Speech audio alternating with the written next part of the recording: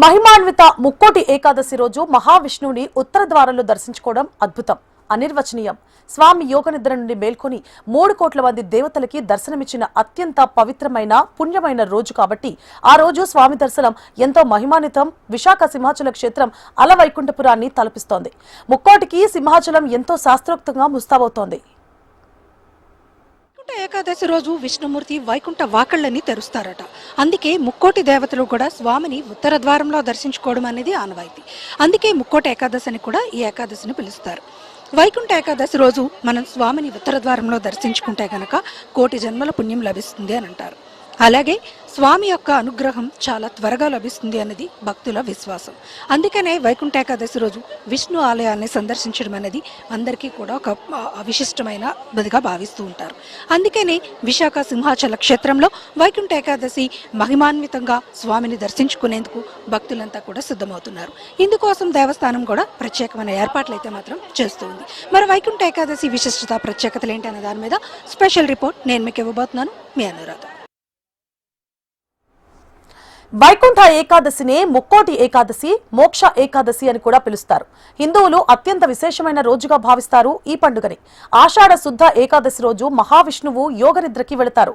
శయనిస్తాడు కాబట్టి ఆయన శయన ఏకాదశిగా పిలుస్తారు. అప్పటి నుండి 4 నెలల పాటు స్వామి యోగ నిద్రలో ఉంటారు. అయితే కార్తీక ఏకాదశి రోజు స్వామి మేల్కొన్నప్పటికీ మార్గశిర ఏకాదశి రోజు దేవతలకి భక్తులకి దర్శనమిస్తారు. అందుకే ఆ రోజున వైకుంఠ ద్వారాలు తెరిచిన రోజు కాబట్టి వైకుంఠ ఏకాదశిగా పిలుస్తారు. ఆ రోజు 3 కోట్ల మంది దేవతలు స్వామిని దర్శించుకున్నాక గరుడ వాహనంపై దేవతలతో కలిసి స్వామి భూమండలంలో భక్తులకి దర్శనమిచ్చినట్లు శాస్త్రాలు చెబుతున్నాయి. ఇక సూర్యుడు ఉత్తరాయణంలోకి ప్రవేశించే ముందు వచ్చే ఏకాదశి వైకుంఠ ఏకాదశి. అందుకే ఈ రోజు స్వామి దర్శనం అత్యంత మహిమాన్వితం అంటారు. ఇక వైకుంఠ ఏకాదశి కోసం సింహాచల క్షేత్రం సిద్ధమవుతోంది. ఉత్తర ద్వార దర్శనాల కోసం ప్రత్యేక ఏర్పాట్లు జరుగుతున్నాయి. ఉదయం 5:30 నుండి 11 గంటల వరకు ఉత్తర ద్వారంలో భక్తులకు స్వామి దర్శనమివ్వనున్నారు. ఇందుకోసం వచ్చే భక్తులకు దేవస్థానం అధికారులు ప్రత్యేక ఏర్పాట్లు చేస్తున్నారు. 50,000 మంది భక్తులు వస్తారని అంచనా వేస్తున్నారు. వీవీఐపీలకి ప్రత్యేక నిర్ణీత సమయం కూడా కేటాయిస్తున్నారు. ఇప్పటికే ఆన్లైన్లో దర్శన టికెట్లు విక్రయం పూర్తి చేశారు. ఉత్తర ద్వారంలో వైకుంఠ ఏకాదశి రోజు సంపింగల సువాసనల మధ్య చందన రూపుడు అప్పన్న స్వామిని దర్శించి తరించేందుకు భక్తులు సింహగిరికి పయనమవుతున్నారు. ఆ నరసింహస్వామి ఆశీస్సులు అందరికీ ఉండాలని ఆశిద్దాం.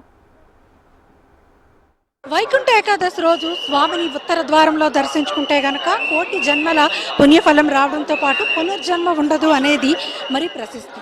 అందుకనే ప్రతి ఒక్క భక్తులు కూడా ఖచ్చితంగా వైకుంఠ ఏకాదశి రోజు వైష్ణవ ఆలయాల్ని దర్శించుకుంటారు. అందులో భాగంగా సింహాచల మహాక్షేత్రంలో వైకుంఠ ఏకాదశి ఏర్పాట్లయితే ఘనంగా చేస్తున్నారు.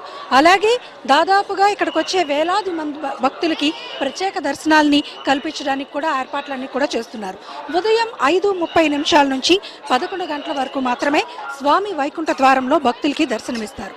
వైకుంఠ ఏకాదశి రోజు ముక్కోటి ఏకాదశి అని కూడా అంటారు. ముక్కోటి ఏకాదశి అంటే ముక్కోటి దేవతలు కూడా స్వామిని ఉత్తర ద్వారంలో దర్శించుకోవడం అనేది ప్రత్యేకత కాబట్టి ఆ విధంగా వైకుంఠ ఏకాదశిని కూడా ముక్కోటి ఏకాదశి అని పిలుస్తారు.